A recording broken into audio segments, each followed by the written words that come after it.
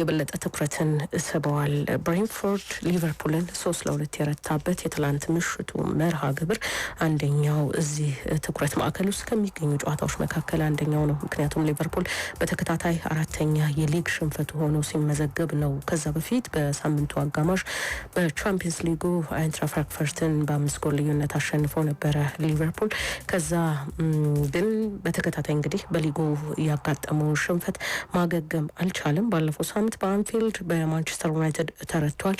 ከዛ በኋላ በርከት ያሉ ሀሳቦችና አስተያየቶች ሲሰጡ ነበረ። ቨርጂል ቫን ዳይክም ክለባቸው ገና ጥቅምት ወር ላይ የቀረበበት ያለው ትችት የተጋነነ እንደሆነም ጭምር ሀሳቡን ሲያጋራ ነበረ። ጥሩ ስሜት ላይ እንዳልሆንን ግልጽ ነው።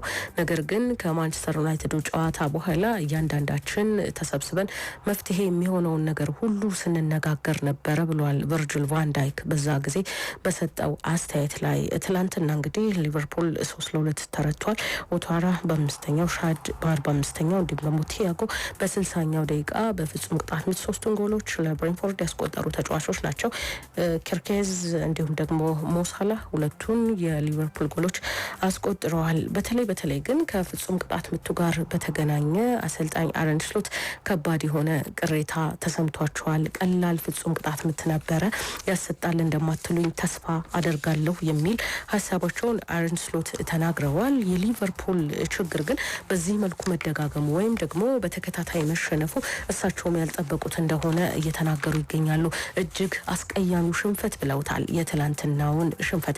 በተከታታይ 4 ጨዋታዎችን ተረተናል። ይሄ አዲስ ነገር ነው። እርግጥ ነው ለውጦችን አድርገናል። በክረምት የተጫዋቾች የዝውውር መስኮት ላይ ያስፈረምናቸውን ተጫዋቾች ጨምሮ የቡድን ለውጥ እያደረግን እንገኛለን። በዚህ መሀል ፈተናዎች እንደሚኖሩ ጠብቅ ነበረ። ነገር ግን በዚህ መልኩ በተከታታይ መሸነፍና ነጥብ መጣል ይኖራል የሚል ግን እምነት አልነበረኝም ብለዋል። 400 ሚሊዮን ፓውንድ ለዝውውር አውጥተዋል እና ከዚህ ጋርም በተገናኘ ጥያቄ ተነስቶላቸው ነበር ለአረን ስሎት። እሳቸው ግን ከዝውውር ሂሳቡ በላይ የቡድናችን ሂደት ምን ይመስላል የሚለው የተሻለ ያሳስበኛል ብለዋል። እንደውም ይላሉ አረን ስሎት አንድ ቡድን ከሚያጋጥመው የውጤት ማጣት ወይም የውጤት ማግኘት በላይ ሊያሳስበው የሚገባው የቡድኑ ሂደት ምን ይመስላል፣ ጤናማ ነው ወይ፣ በትክክል ቡድኑ እየተሰራ ነው ወይ የሚለው ነገር ትኩረትን መያዝ አለበት ብዬ አስባለሁ ብለዋል። በክረምቱ ያደረግናቸው የዝውውር ለውጦች የተወሰነ ፈተና እንደሚኖራቸው አምን ነበረ።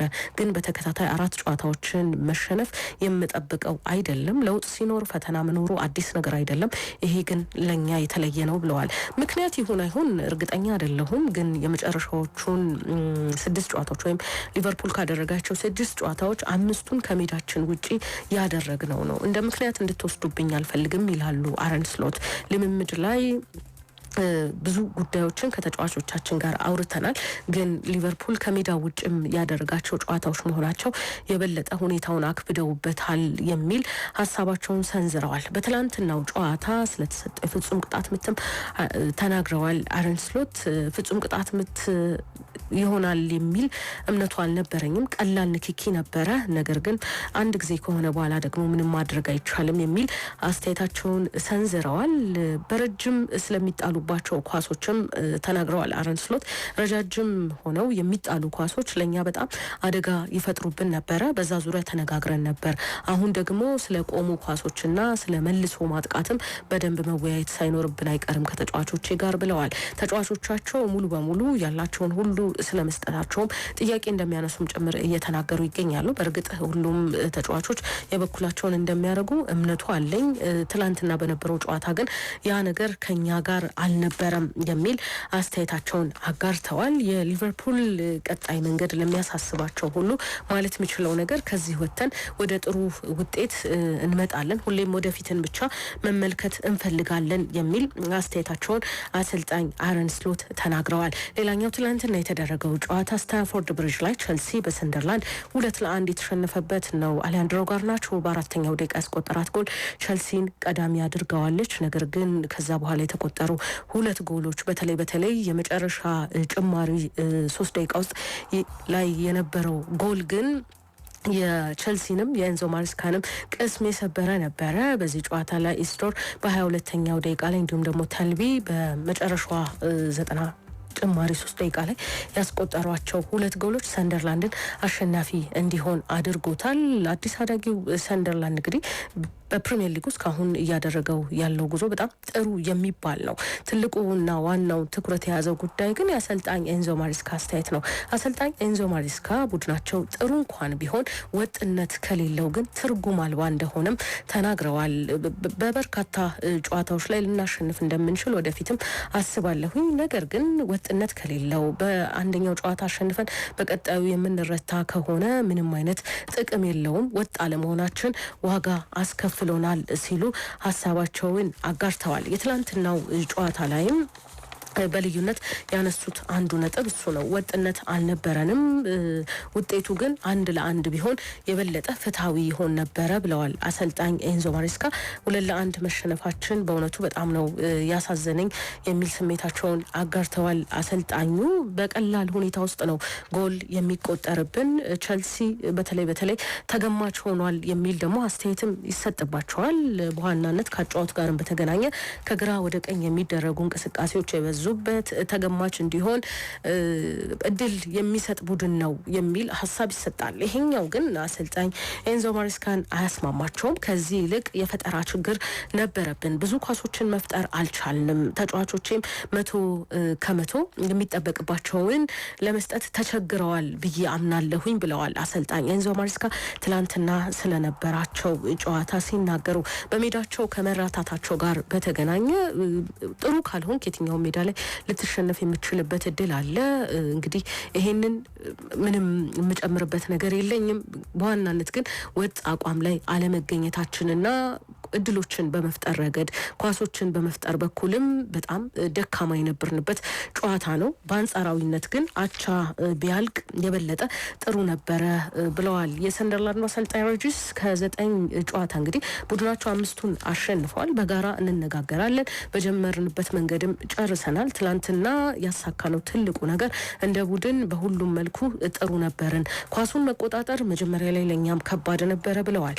አዲስ ሊግ አዲስ ስብስብ ጨዋታውን ግን በዚህ መልኩም ቢሆን ለመቆጣጠር ችለናል፣ ያንን በማድረጋችን አሸንፈን ወጥተናል ሲሉ ሀሳባቸውን አጋርተዋል። ሰንደርላንድ አሁን በፕሪሚየር ሊግ የደረጃ ሰንጠረዥ ከመሪው አርሰናል ዝቅ ብሎ 2ኛ ደረጃ ላይ ተቀምጧል። 17 ነጥብም ገብቷል። ትላንትና ቸልሲን ማሸነፉን ተከትሎ ይሄ ደግሞ ለቡድኑ ውጤት በጣም አስተዋጽኦ ከሚያደርጉ ተጫዋቾች መካከል አንደኛው ሻድ ነው።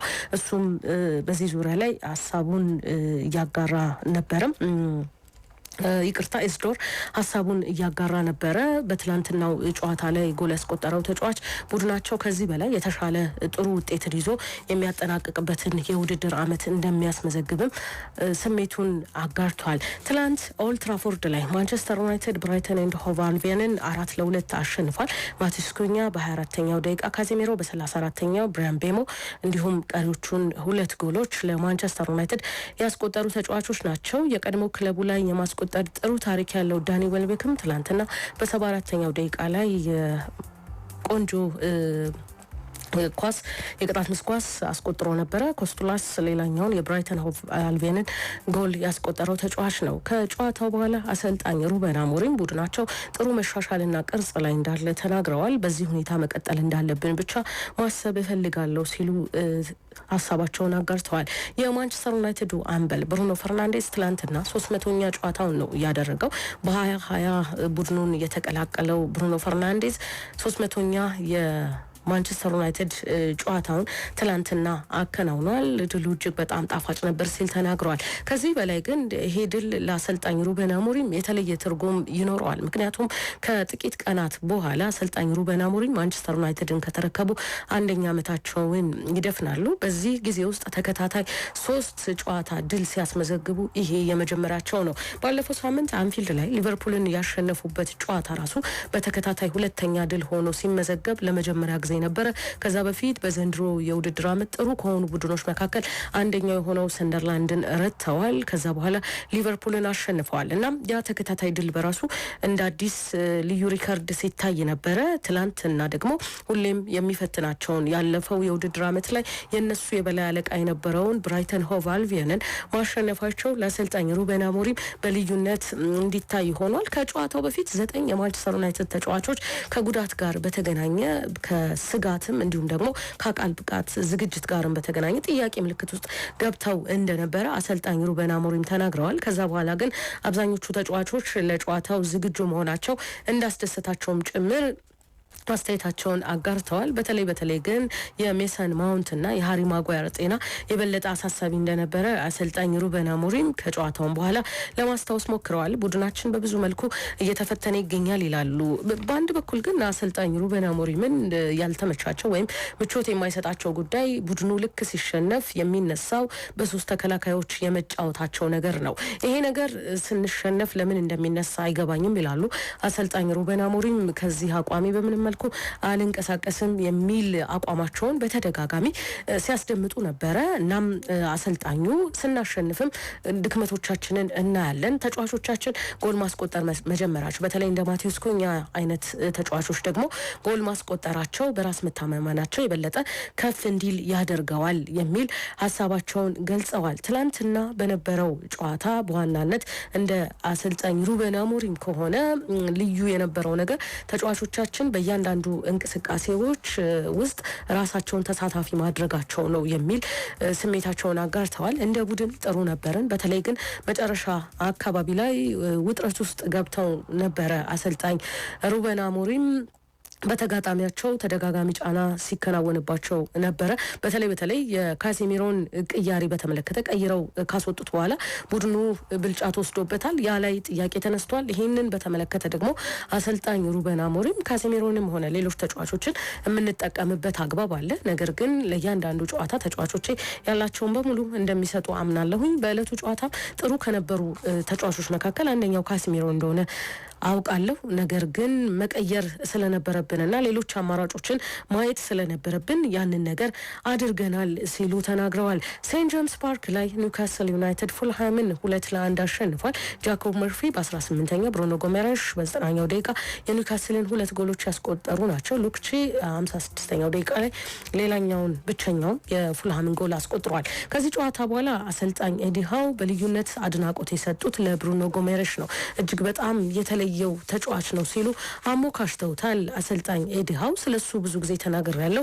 እንደ ተጫዋችም ሆነ እንደ ግለሰብ የተለየ ማንነት አለው። ለሙያው ያለው ዝግጁነት ከፍ ባለ ደረጃ እንዲጫወት ያደርገዋል ብዬ አምናለሁኝ። ይሄን ደግሞ ለራሱም ሆነ ዙሪያው ላይ ለሚገኙ ሁሉ ደጋግሜ የምናገረው ጉዳይ ነው ይላሉ። በተለይ ትላንትና በነበረው ጨዋታ ላይ ከጎሉም ባሻገር የጎሏ የመጨረሻዎቹ ደቂቃ ላይ እንደመቆጠሯ ያላት ትርጓሜ እንዳለ ሆኖ ግን በአጠቃላይ በቡድኑ ላይ ያለው ተጽዕኖና እንቅስቃሴ እንዲህ በቀላሉ የሚገለጽ አይደለም። እሱ ስላለን እድለኛ ነን የሚል ሀሳባቸውን አሰልጣኝ ኤዲ ሃው ተናግረዋል። በቀጣይ ግን ኒውካስል በወጥነት ጨዋታዎችን ማሸነፍ እንዴት ይኖርበታል የሚለው እንደሚያሳስባቸውም እየተናገሩ ይገኛሉ። ባለፉት 5 እና 6 ጨዋታዎች እንኳን መለከት ኒውካስል ዩናይትድ በወጥነት በተከታታይ ማሸነፍ ወይም ደግሞ በተከታታይ ነጥብ የሚጥልባቸው አጋጣሚዎች በጣም አናሳ ናቸው። ያለፉት 6 መርሃ ግብሮችን እንኳን ብናይ ለምሳሌ አንድ ጨዋታ አሸንፎ በቀጣይ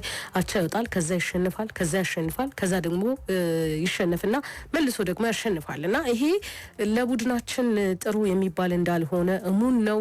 ማስተካከል ይኖርብናል፣ በደንብ መስራት ይጠበቅብናል ብለዋል አሰልጣኝ ኤዲ ሃው። ያለፈው የውድድር ዓመት ላይ የምንመለስበት አግባብ የለም። አሁን ባለው ሁኔታ ግን በተቻለን መጠን ባሉን ተጫዋቾች የተሻለውን ቡድን ለማሳየት እንሞክራለን የሚል አስተያየታቸውን አሰልጣኝ ኤዲ ሃው ከትላንትናው ድላቸው በኋላ ተናግረዋል። ዛሬ የሚደረጉ የእንግሊዝ ፕሪሚየር ሊግ ጨዋታዎች አሉ። ወልቭስ ከበርንሌይ፣ አስቶን ቪላ ከማንቸስተር ሲቲ፣ በርንማውስ ከኖቲንጋም ፎረስት፣ አርሰናል ከክሪስታል ፓላስ በተመሳሳይ 11 ሰዓት ሲል የሚደረጉ ጨዋታዎች ናቸው። ኤቨርተን ከቶትናም ምሽት 1 ሰዓት ከ30 ላይ ይደረጋል። ከዛሬ ጀምሮ አንዳንድ ሰዓት ጭማሪ ያደርጋል የሰዓት አቆጣጠሩ። ይሄ እስከ መጋቢት ወር ድረስ እንደሚሄድ ይታወቃል። በየጊዜው ይሄ ስለሚሆን ማለት ነው። እንግዲህ ቀደም ሲል የአርሰናልን ጨዋታ ከትላንት ወዲያ መርሃ ግብሩን ስትመለከቱ 10 ሰዓት ሚል የተመለከታችሁ ካላችሁ፣ ዛሬ ግን ጨዋታው 11 ሰዓት ነው የሚደረገው። ከነዚህ ጨዋታዎች ጋር በተገናኘ ያሉ ነጥቦችን እናንሳ። አርሰናል ከክሪስታል ፓላስ ጋር የሚያደርገው ጨዋታ ይጠበቃል። የኦሊቨር ግላስነሩ ቡድን ክሪስታል ፓላስ ለትልልቅ ቡድኖች በጣም ፈተና ነው። አርሰናል ጋር ግን ከዚህ የተለየ ታሪክ ነው ያለው። ምክንያቱም አርሰናል ከክሪስታል ፓላስ ጋር በተገናኙባቸው ያለፉ 6 ጨዋታዎች 5ቱን በድል ተወጥቷል። ለአርሰናል በጣም ለማሸነፍ የተሻሉ ከሚባሉ ቡድኖች ውስጥም ያለ ይመስላል ክሪስታል ፓላስ ከሌሎቹ በአንጻራዊነት። የኦሊቨር ግላስነሩ ቡድን በተለይ ለሊቨርፑል በጣም ፈታኝ የሚባል ቡድን ነው። ለሌሎቹም ቡድኖች የራሱን የሆነ ፈተናዎች አሉት። ግን ደግሞ ከአርሰናል ጋር ያለፉት ግንኙነታቸው ላይ ስንመለከት አርሰናል የተሻለ የማሸነፍ ንጻሬ አለው። ከሜዳው ውጭም ከአርሰናል ጋር ካደረጋቸው 14 ጨዋታዎች ማሸነፍ የቻለው በአንዱ ብቻ ነው፣ ክሪስታል ፓላስ። በ14ቱ ጨዋታዎች የነበረው ውጤት ምን ይመስላል የሚለውን ስናይ በ5ቱ አቻ ወጥቶ በ8ቱ ተሸንፏል። ብቸኛ ድሉን ያገኘው ማለትም በአርሰናል ሜዳ ከሜዳ ውጪ ባደረጋቸው 14 ጨዋታዎች ነው። ይሄ ቁጥር በሚያዝያ 2019 በሮይ ሆጅሰን ስር ያሳካው ድሉ ነው። በብቸኝነት በአርሰናል ሜዳ ክሪስታል ፓላስ ያሸነፈው። እናም የመጨረሻ ግንኙነታቸው ላይ 2-2 ነው የተለያዩት። ጋብሪኤል ማካሌሽ ልምምዱን ሙሉ በሙሉ አልሰራም። ጉዳቱ ብዙም አሳሳቢ አይደለም። በቻምፒየንስ ሊጉ በአትሌቲኮ ማድሪድ ጨዋታ ላይ ጉዳት አጋጥሞታል። እናም በዛሬው ጨዋታ ላይ እንደማይሰለፍ አሰልጣኝ አርቴታ ተናግሯል። ክርስቲያን ሞስኬራን ከዊሊያም ሳሊባ ወይም ደግሞ ከሂንካፔ ጋር ሊያጣምሩ እንደሚችሉ ይጠበቃል። በተለይ የክርስቲያን ሞስኬራና የዊሊያም ሳሊባ ቅድሚያ የሚሰጠው ጥምረት ሊሆን እንደሚችልም ተገምቷል። ሂንካፔ ብዙም የመሰለፍ እድልን በአርሰናል ቤት እያገኘ አይደለም። የዝውውሩ የመጨረሻ ቀን የተቀላቀለው ተከላካይ በእርግጥም የተከላካይ ክፍሉ አርሰናል በአንጻራዊነት ከፍተኛ ፉክክር ያለበት ክፍል ነው። ከዛም አንጻር ሊሆን ይችላል። ለሁሉም በዛሬው ጨዋታ ላይ ጋብሪኤል ማካሌሽ በጉዳት ምክንያት እንደማይሰልፍ አሰልጣኝ አርቴታ ፍንጭ ሰጥቷል። ግን ጉዳቱ በጣም የከፋ ወይም ደግሞ አደገኛ የሚባል አይደለም። የበለጠ ተጫዋቹን ከጉዳት ለመቀነስ ወይም በተለምዶ ሪስክ ላለመውሰድ የሚባል አገላለጽን ተጠቅሟል አሰልጣኝ አርቴታ። ከዛ አንጻር ተጫዋቹን አንጠቀምም። ከዛ ባሻገር ግን ሌሎቹ ተጫዋቾች በሙሉ አብዛኞቹ በጥሩ ሁኔታ ላይ እንደሚገኙ አሰልጣኙ ተናግረዋል። ማዱኬ ቀደም ብሎም ጉዳት ላይ መሆኑ ይታወቃል። ካይ ሃቨርትስ እንዲሁም ደግሞ ኦዲጋርድም አሁንም በጉዳት ምክንያት በአርሰናል ስብስብ ውስጥ የማይኖሩ ተጫዋቾች ናቸው። አሰልጣኝ አርቴታ ከባድ ጨዋታ ይጠብቀናል፣ ሆኖም ግን በተቻለ መጠን መሪነታችንን አጠናክረን የምንቀጥልባቸውን አግባቦች በሙሉ እንጠቀማለን የሚል አስተያየቱን አጋርቷል። አርሰናል 19 ነጥቦችን በመያዝ የሊጉ አናት ላይ ተቀምጧል። ከ8 ጨዋታዎች 6ቱን አሸንፎ በአንዱ አቻ ወጥቶ በአንዱ ነው የተሸነፈው። እናም የዛሬውን ጨዋታ በድል እንደሚወጣ አሰልጣኝ አርቴታ ሀሳቡን አጋርቷል። ኦሊቨር ግላስነር በበኩላቸው በጣም ከባድ ተጋጣሚ ነው፣ የሊጉን መሪ ነው የምንገጥመው፣ ግን ደግሞ በተቻለ መጠን ነጥብ ይዘን ለመውጣት እንሞክራለን፣ ተጫዋቾቼ የቻሉትን እንደሚያደርጉ አምናለሁኝ የሚል አስተያየታቸውን አጋርተዋል። በፕሪሚየር ሊጉ ድንቅ አጀማመርን ካሳዩ በተከታታይ ጨዋታዎችም ያልተሸነፉ ቡድኖች በጥቂቱ የሚጠሩ ከሆነ የኦሊቨር ግላስነሩ ቡድን ክሪስታል ፓላስ ይጠራል። እናም ይሄኛው ተጽዕኖ አሳድሮባቸዋል ወይ የሚል ጥያቄ ቀርቦላቸው ነበረ ለኦሊቨር ግላስነር። እሳቸው ግን አይ በፍጹም ያን ያህል መጥፎ የሚባል ተጽዕኖ የለውም፣ ነገር ግን ሁሌም ቢሆን በማሸነፍ ውስጥ ማለፍ ጥሩ ነው የሚል ሀሳባቸውን አጋርተዋል። 3 ጨዋታዎችን አሸንፈው 4ቱን አቻ ተለያይተው በአንዱ ብቻ ነው የተረቱት። 13 ነጥቦችን በመያዝ 9ኛ ደረጃ ላይ ተቀምጠዋል። አንደኛ ላይ የተቀመጠው ቡድን 9ኛ ደረጃ ላይ ከተቀመጠው ቡድን ጋር የሚያደርጉት ጨዋታ ነው የዛሬ ጨዋታ። ሌላኛው ዛሬ ከሚደረጉ ጨዋታዎች መካከል ቪላ ፓርክ ላይ አስቶን ቪላን ከማንቸስተር ሲቲ የሚያገናኘው ጨዋታ ሌላኛው ነው።